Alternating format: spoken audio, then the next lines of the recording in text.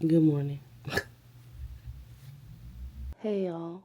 So, as I started my day, I caught myself trying to get up and do some cinematic openings, and child, my whole curtain setup just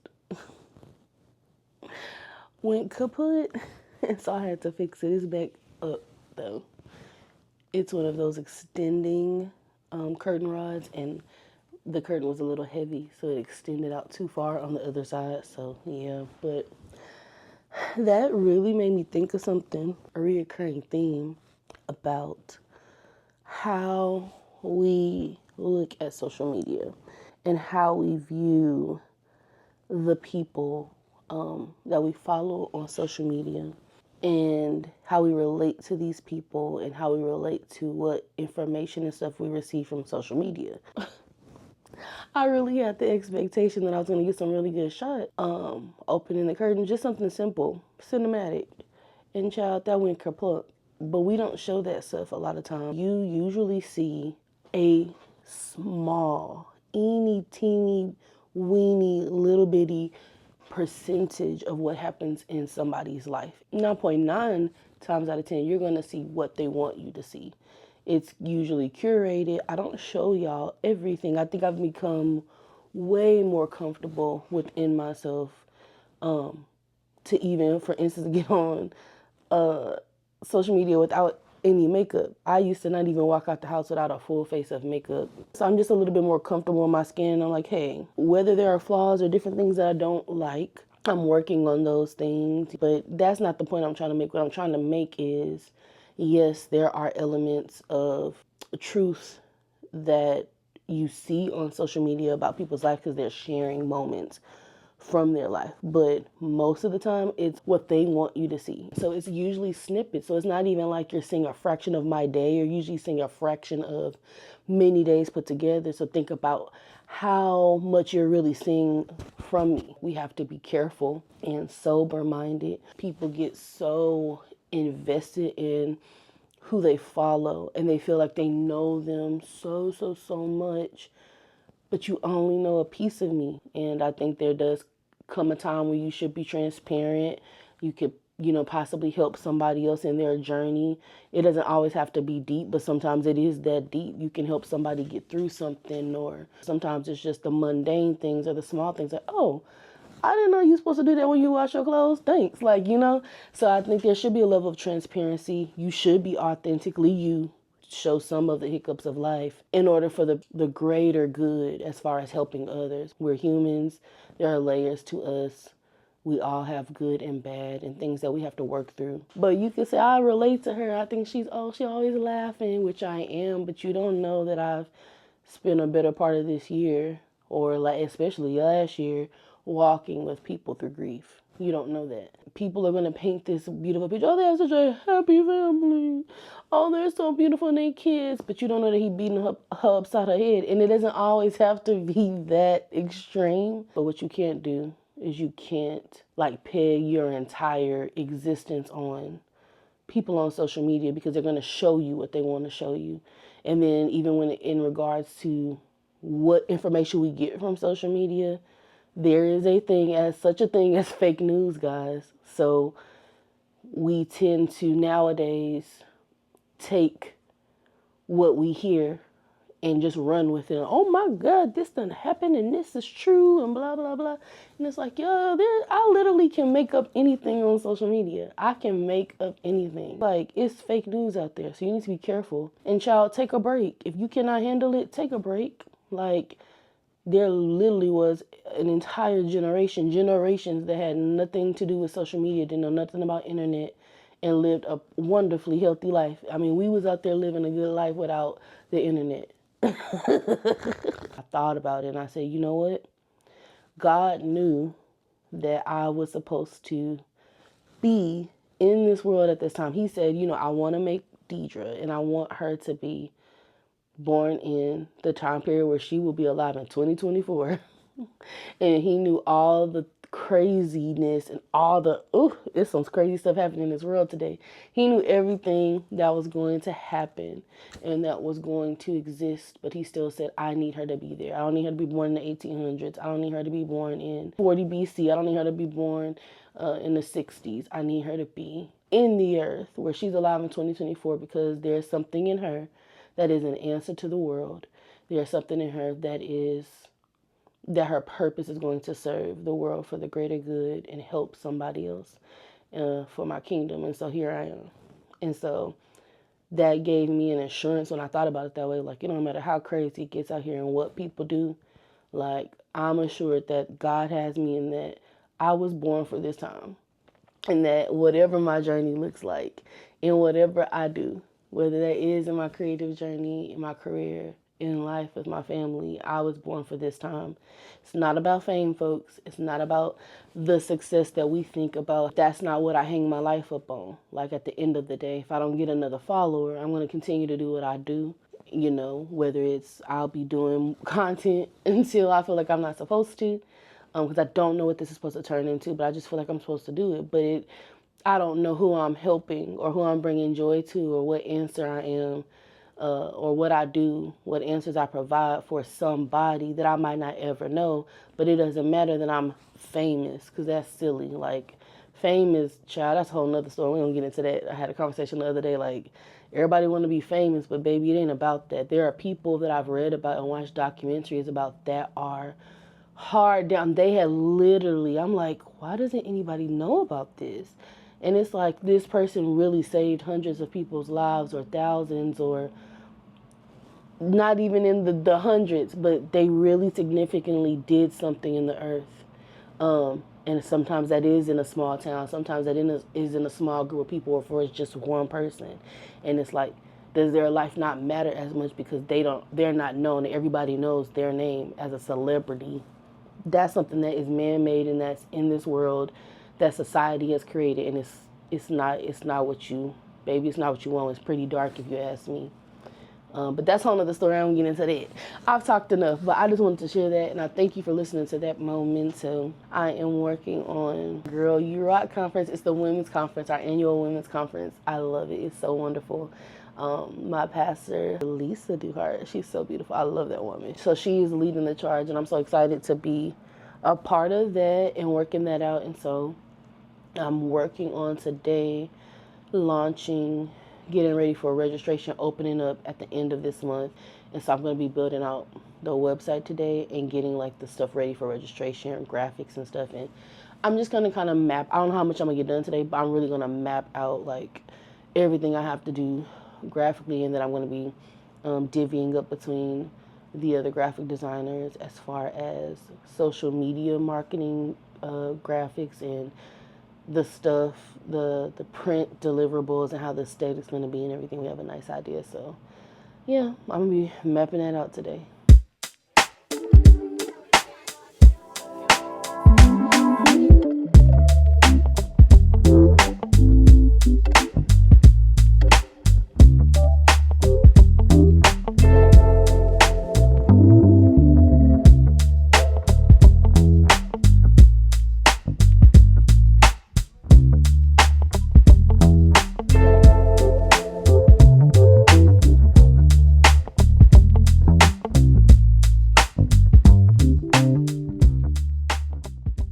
Welcome. Child, I don't know what's wrong with me. Today I'm at work. Got quite a few things done today. But I am at church still because we have a night service. First message service. So it's a service where new ministers are preaching their first sermon or their first message. And it's a celebratory time. Everybody's encouraging, and it's just really a nice, wonderful time. Worship and word. And so we're going to be there today. And yeah, I'm just waiting for that to get started. And the wonderful thing is my sister, Tanisha, is preaching her first message. And so I'm super proud of her and happy for her. Just waiting for the service to start.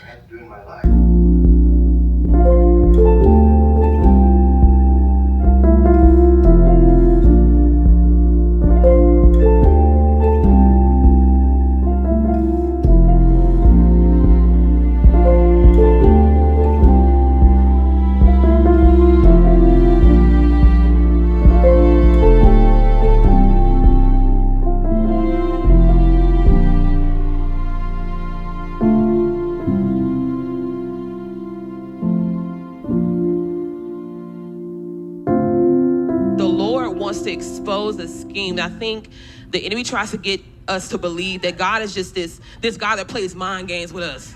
Like, give me this and just wait, and you just wait and see. And he wants us to be broken and desperate and in uncertainty.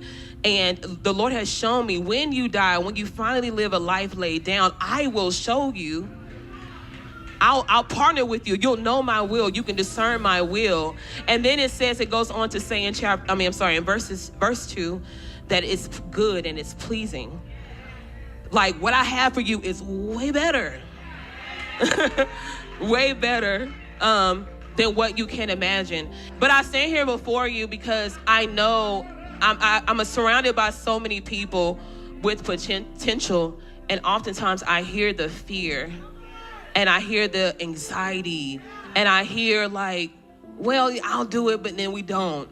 Or, I don't know. Like, I just don't know. And the thing is, behind the yes, it's something that we can't even imagine. And I know it's hard. I'm not going to sit up and tell y'all that it's not easy, but I can say you can have peace in it. You can have peace with your yes.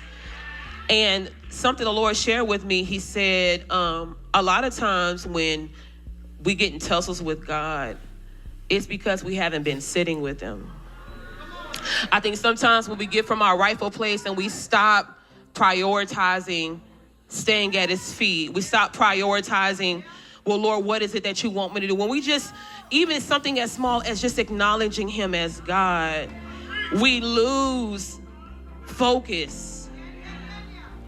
But I've learned, and God has taught me in this process, especially the tail end of it, I've really been enjoying my time with him because he's given me such a new perspective of submission. Because I used to be afraid of that. I'm like, Lord, I don't know. But I hope somebody's heart receives this tonight and understand that you're not losing when you submit. You're gaining so much. You're gaining so much. Prioritize your time with the Lord. Well, when was the last time you sat down and talked with the Lord? And a lot of times we're lost and confused because the last thing he said, we're obedient to it. Like, it's not like he wasn't speaking. It's just that, have you done the last thing he said? You don't always need a new word. I think if anything, exercise being obedient until you hear what's next. Because I think we ain't got enough words. I mean, we won't run out. He'll come, he'll answer. But I hope you guys are blessed by this word. I'm going to say a quick prayer and be out y'all's way. Father, I thank you for this time, even though it did not go as planned. But Lord, thank you for using me. I thank you, Lord, because you could have just said, you know what? You don't want to do this. I'll go to the next, but you waited.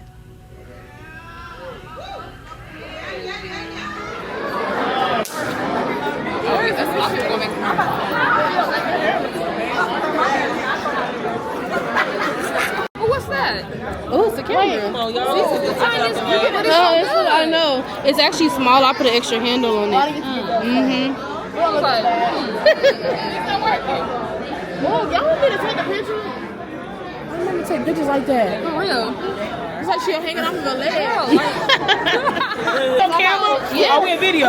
We in video. It's not to see y'all. So I was in a full week. I'm so proud of him. And I'm finna cry right now. I cannot help myself. Don't cry. I can't help it. Y'all, but did y'all see? Y'all need to go back and watch it. The Lord, destroyed everything I planned. But it was perfect for what happened. I'm so proud of you. Thank you. Don't cry. Well, you can cry. No, I shouldn't say that.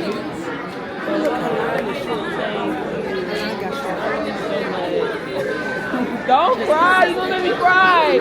Please, go. I love you too. Woo, Lord. Okay. She got me crying out here in these streets. Y'all see this is real. Woo, this is real.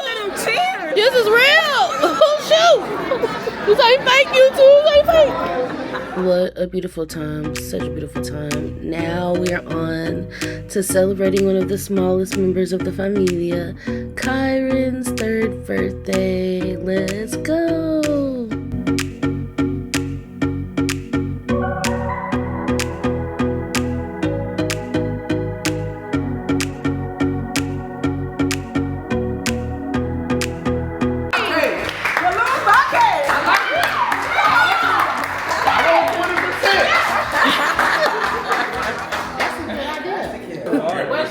I'm swimming in the water. What did you do, Harper? I just said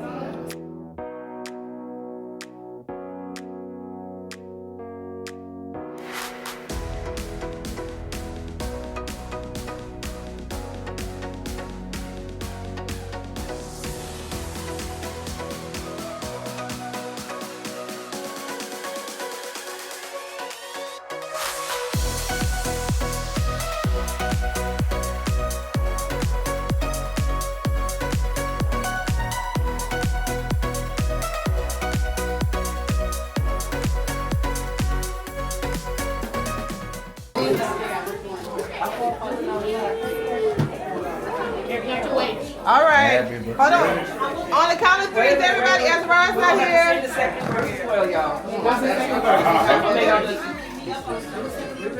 Okay, on the count of three. 1, 2, 3. Happy birthday to you. Happy birthday to you. Happy birthday, dear Kyron. Happy birthday to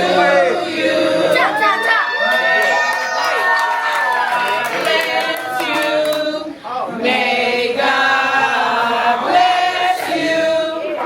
May God bless you. May God bless you.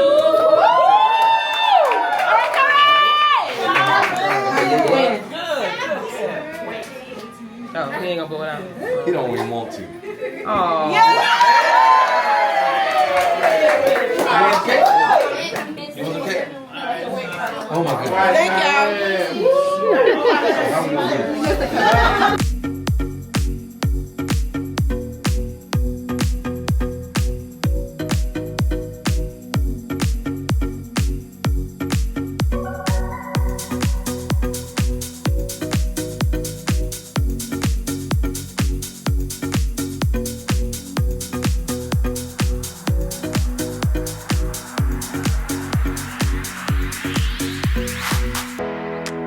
Got your cupcake, Kyron. You gonna eat your cupcake? You can eat it. You gonna eat it? Yay! Yay! Is it good? Take from a baby. Okay.